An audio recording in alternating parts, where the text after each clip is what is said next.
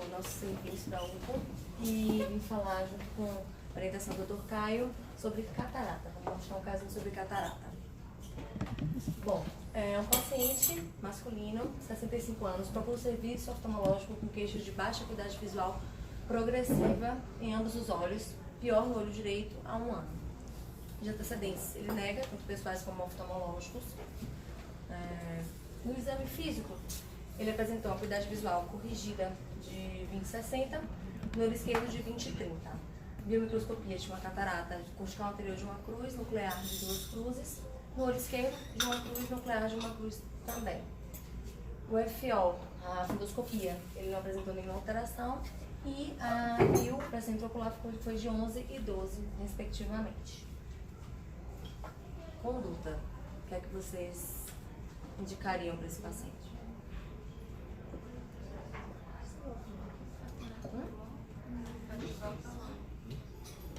Exame físico? O que você indicaria, doutora Sara? A doutora Sara precisa do óculos dela. Tá difícil achar um oftalmologista. Conseguiu uma consulta?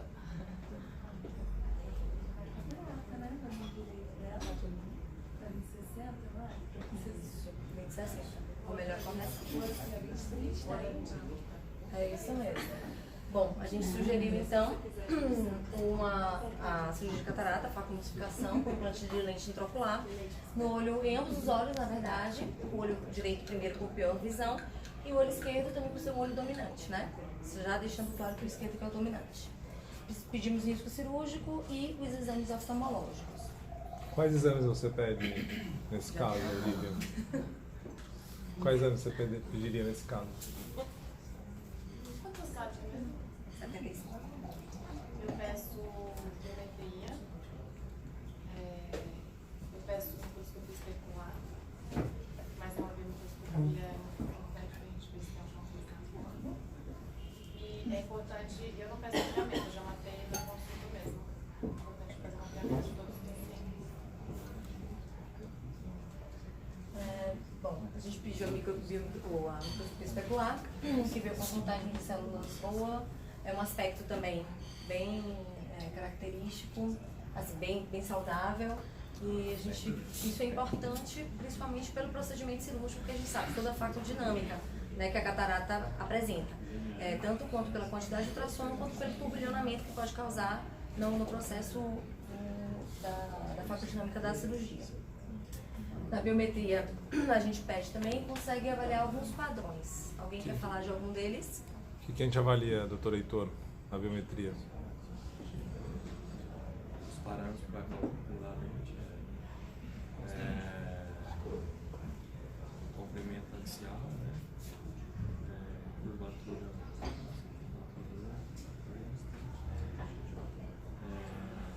Aí na hora da indicação da lente, a gente usa o exame para, por exemplo, indicar uma lente tórica, se for o caso, se tiver uma estimativa. O que a gente avalia, Paty? Com a L, né?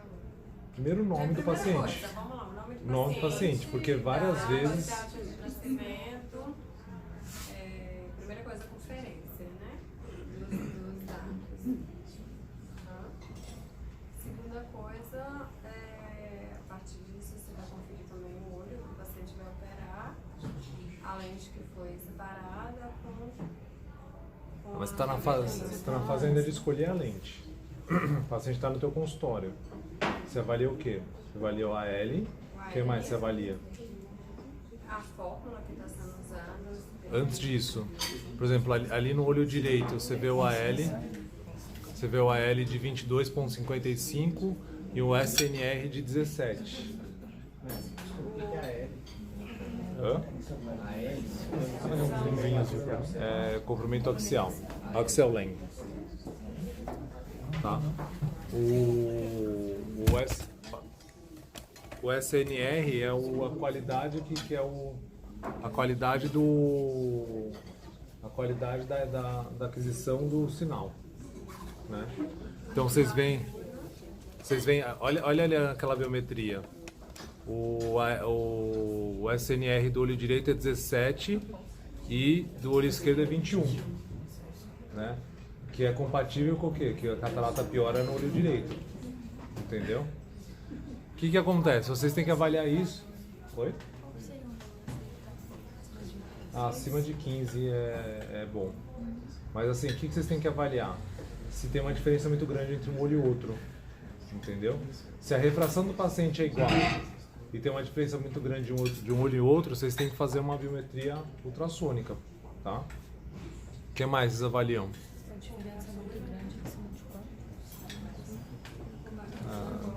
Acima de 0,3 já. Curvatura da córnea. O que você avalia na curvatura da córnea? Você vai com o astigmatismo, né? Só astigmatismo? Se o paciente tiver 37 por 37, é bom ou é ruim? Já fez provavelmente uma refrativa. Que refrativa geralmente? Para Pela 37. idade, fez uma RK. Uma RK. Mas não necessariamente. Não necessariamente, mas não é só o astigmatismo que você avalia, você também tem que avaliar se o paciente tiver 50 por 50, entendeu? É um paciente com cone. Se o paciente tiver 37 por 37, ele tem uma córnea muito plana, provavelmente ele fez a RK, tá? Porque isso é importante para você, para ver que tipo de lente você vai indicar, né? Para um paciente com 37 de córnea, você não indica uma lente multifocal, porque a chance de ter sucesso é pequena, tá? E aí a gente Outra coisa é a tamanho da câmera anterior, né? Que a gente consegue fazer. O tamanho da câmara anterior é importante para você avaliar, mas para ver a dificuldade cirúrgica, mas não vai ser importante no cálculo da biometria, né? Aqui também tem todos os parâmetros que a gente consegue avaliar e conferir também na hora que a gente for fazer que a gente for conferir a lente, sempre é importante a gente deixar já marcado para conferência. E aqui a gente tem também as fórmulas, né? Que hoje não é o nosso foco, mas também tem as fórmulas baseadas em cada lente. E um outro exame que a gente pede também é a topografia, né? Principalmente quando a gente pensa num paciente, que a gente vai falar das indicações de lente, mas quando a gente pensa num paciente em que já tem um astigmatismo corneano, né? E que a gente tem uma possibilidade de indicação de alguns tipos de lente, como tórica, multifocal, a gente precisa de uma topografia para saber se esse paciente tem um astigmatismo que possibilita a gente indicar uma tórica, por exemplo, se for o caso, ou também se esse paciente vai ser um paciente que vai ter uma boa aceitabilidade da lente que a gente vai indicar no caso de uma multifocal. Alguma coisa sobre a topografia, doutora? Opa, qual que é a profissão dela? Profissão? Administrador. Acho que é administrador. Mas era ativo? Ativo, 65 Ativo. anos. Trabalha com computador?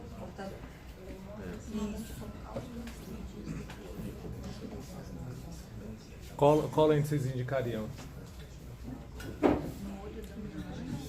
Doutor Heber, qual lente você indicaria nesse caso? Ela faz alguma atividade para perto, ela mexe com a presa nasal. Masculino. É o homem. Não, a princípio não, leitura. Leitura e computador. Computador. Computador, geralmente, o paciente ele usa muita parte de distância, né? Eu indicaria multifocal para ele. Multifocal de adição de quanto? Ele é hipermétrope, né? Hipermétrope. Hipermétrope. Então a gente mais 4, vai. Mais 4 no computador. Mais 3 não, perdão. São de mais 2,5 ou 2,5. Mais 2,5. Hã? Adição de mais 2,5. E você indicaria uma multifocal ou uma trifocal?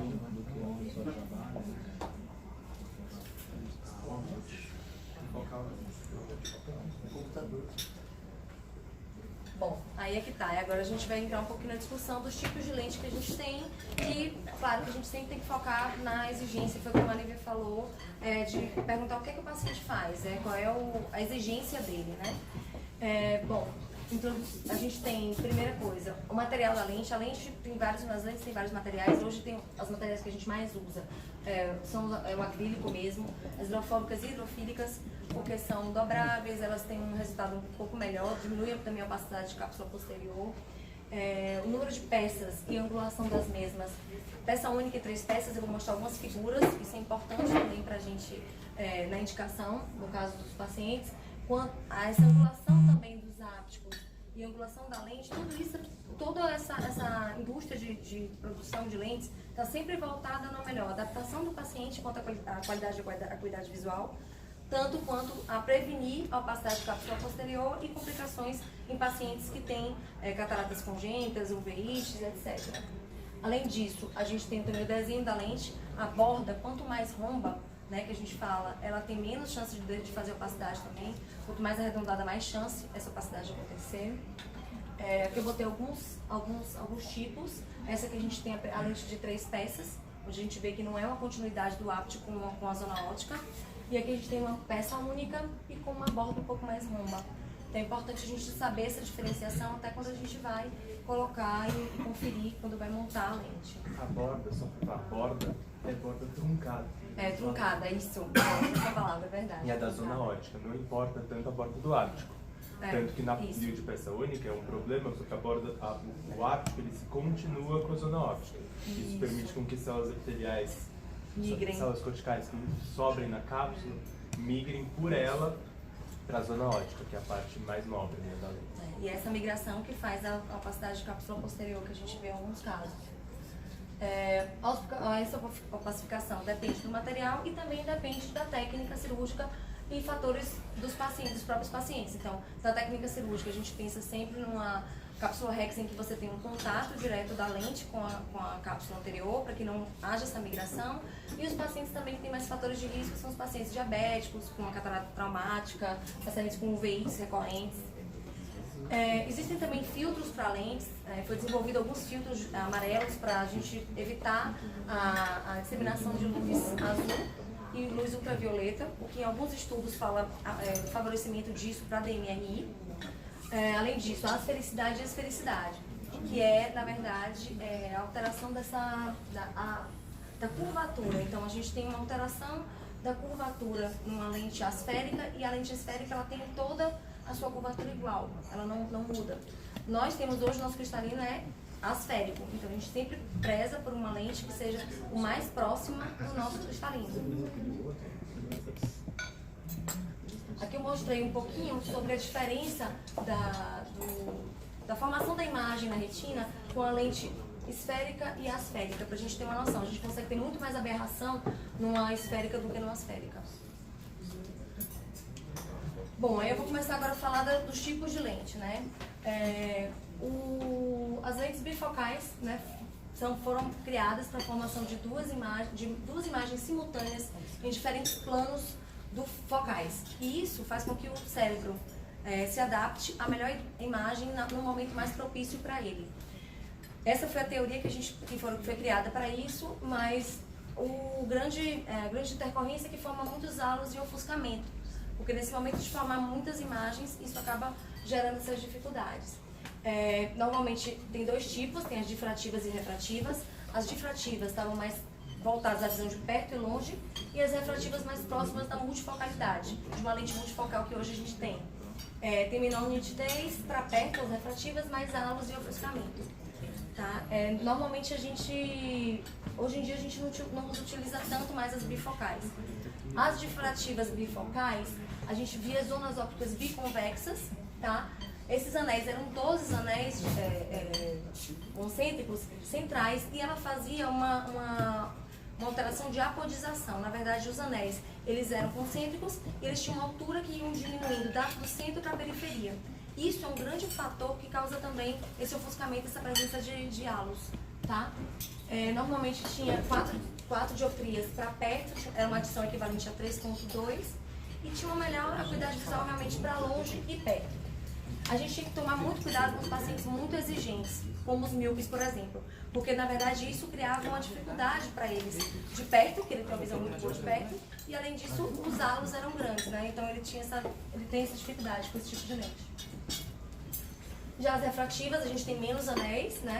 Alteram os focos de longe e perto e fazem uma transição das zonas anesféricas. Então dá uma melhor visão intermediária.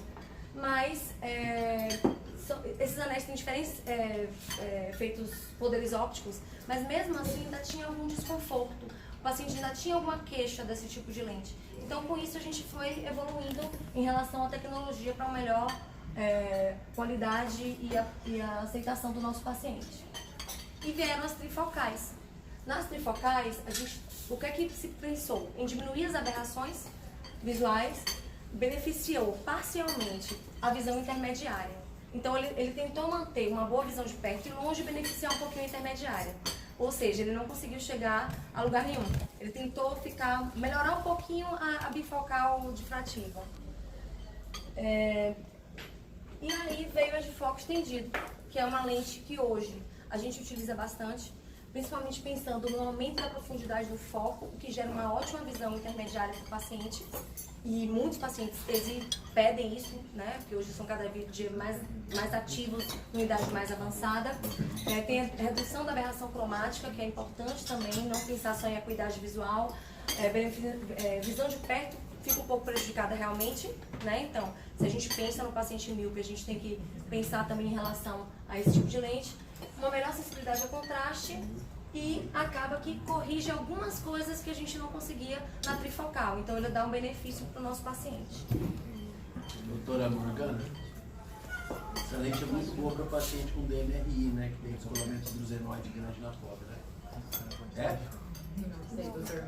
Qual é a maior contraindicação dessa lente? R1. Heitor. Alguma coisa que pode... Doenças maculares, sejam elas quais, lentes multifocais, totalmente contraindicadas.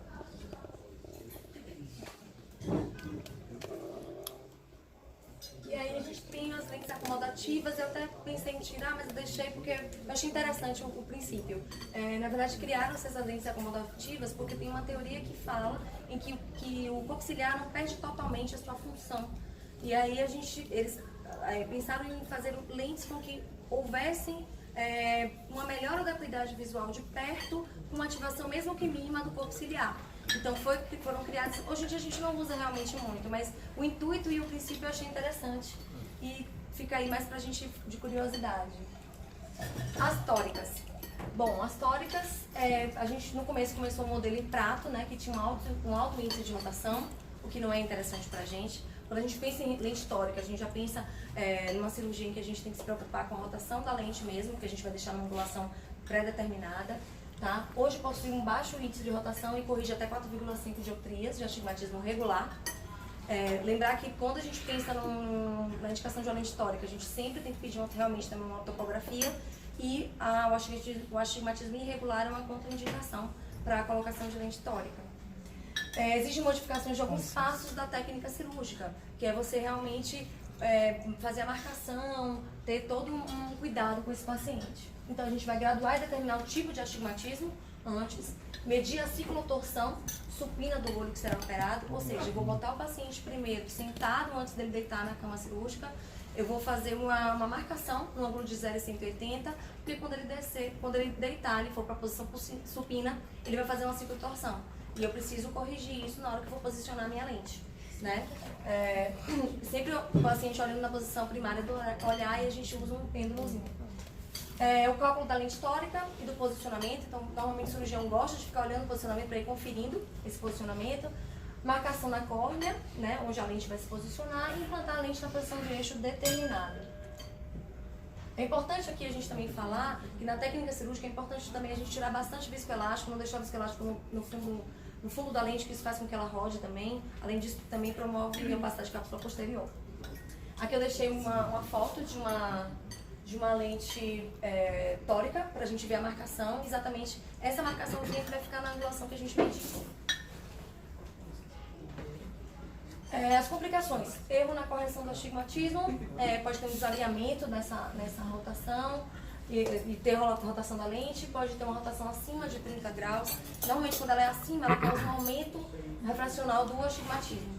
E a gente pode, existem algumas literaturas que falam de 10 graus de rotação até uma dioptria de correção. Tá? Bom, Aí posso falar da Na escolha? verdade, falar. a rotação, ela depende, quanto ela vai alterar, depende do quanto você está corrigindo. Então, se você tiver um astigmatismo pequeno que você está corrigindo, por exemplo, sei lá, 1, vai fazer muito pouca diferença se ela rodar. Agora, se você estiver corrigindo 4,5, 6 dioptrias, eventualmente você pode pedir em dioptrias super altas, é só você pedir especificamente para aquele paciente. Cada rotação vai ter muito mais. Então, na verdade, cada 1 grau de rotação altera 3%. Não. Cada 1 grau de rotação altera 3% do que você está corrigindo. Corrigiria. Se o paciente rodar 30 graus, você perdeu toda a correção que você fez. Ah, então por isso que ele fala dos 30 graus, entendi. Cada 1 grau de rotação Bom, a gente perde fez 3% da correção do astigmatismo.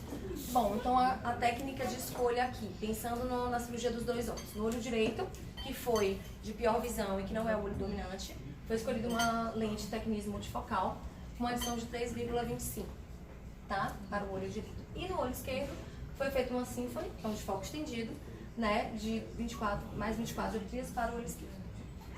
Alguma discussão? Hã? De foco estendido. De foco estendido. Isso é para fazer uma báscula. Então, no olho esquerdo, que é o olho dominante, a gente coloca uma lente que dá visão boa para longe e média distância. No olho direito, que é o olho que é não dominante, a gente dá uma visão de perto, tá? De tal maneira que o paciente vai ter uma boa visão de longe, média distância e perto.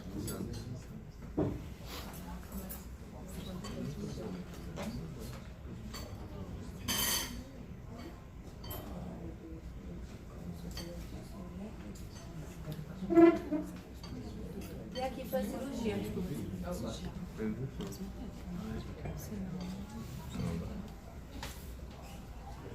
gente gravou para ilustrar para vocês, para a gente ver direitinho, rever os passos, pensar sempre na preocupação das incisões, pensando também em correção de astigmatismo, né?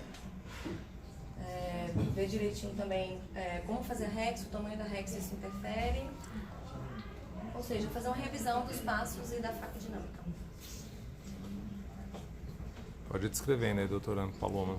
Bom, primeiro a gente já fez a incisão principal e acessória, coramos com azul pra gente fazer, agora a gente já está introduzindo o bispo elástico. Agora vai ser confeccionada a cápsula Rex.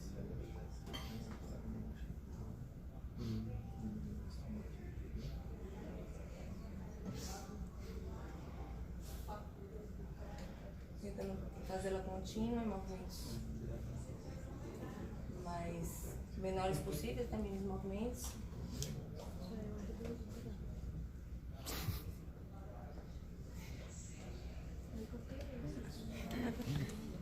R2 ou R3?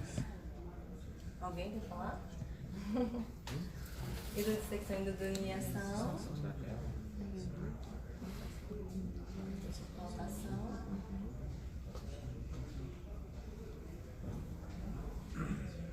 Aquele sinal que todo R1, R2, R3 sabe. Pré-shopping.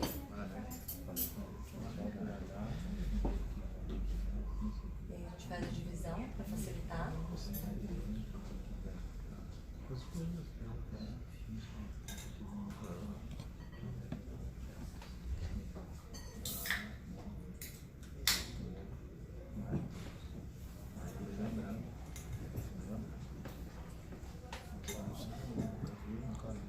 E agora a fagolucificação das partes do cristalino.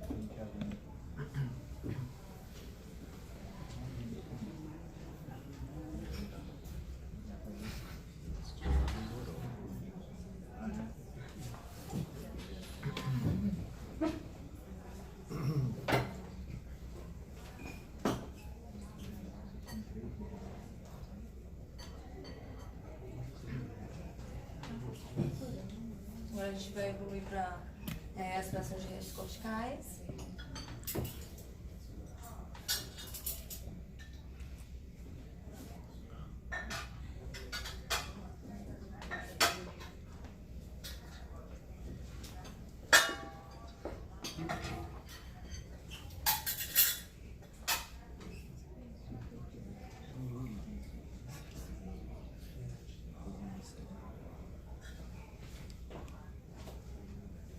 movimentos rotacionais para tentar deslocar um pouco do resto. Tomando cuidado com a cápsula posterior, porque aí a gente já não tem mais proteção, né? Tem que tomar bastante cuidado para não fazer a principal complicação da catarata, que é a ruptura de cápsula posterior. Cirurgião aí não pegou mais nada. Lente multifocal. Se fosse lente do convênio. Já fez 5.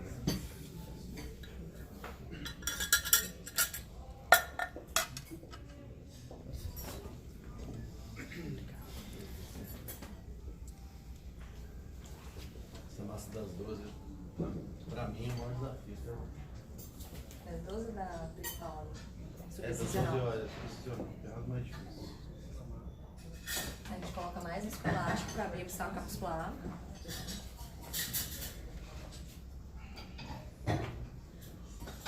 E agora a implantação da lente intraocular. O ideal também é ser feita direto na cápsula posterior, para a gente evitar também essa migração celular que causa opacidade da cápsula. Oi, cirurgia. O que você acha de lente multifocal para o paciente que tem alguma neuropatia óptica? Seja glaucomatose ou não? Avançada, vai. Pelo que eu sei, eu acho complicado indicar uma multifocal. Eu acho que ele vai ter mais dificuldades, acho que a questão dos alvos pode ficar pior e o paciente tem mais dificuldade de se adaptar. Isso é muito importante. É importante mesmo, verdade. O paciente com doença glaucomatosa ou outras neuropatias, é a velha e boa linha esférica ou asférica. Esférica ou asférica, né? Esses motivos que o glaucomatólogo não sofre graves. Aspiração de metil, não deixar tanto viscoelástico, lembrando que a gente falou. E agora a gente vai fazer a hidratação das incisões. Então, tudo isso, imagina se pelo qual eu não tomo Mesma lógica para paciente grávido com preferência ocular. Por isso que ela também não troca de carro. Aqui a gente tem uma ilustração do pós-operatório, então principalmente aqui eu gosto de falar sempre os R1s, observem que lente que está dentro do olho. Normalmente os pacientes questionam e é bom a gente saber. Então tem esses alinhos, a gente consegue ver. E era isso que eu queria passar. Obrigada, boa noite. Alguma coisa mais? Alguma dúvida? Alguma dúvida? Não sei se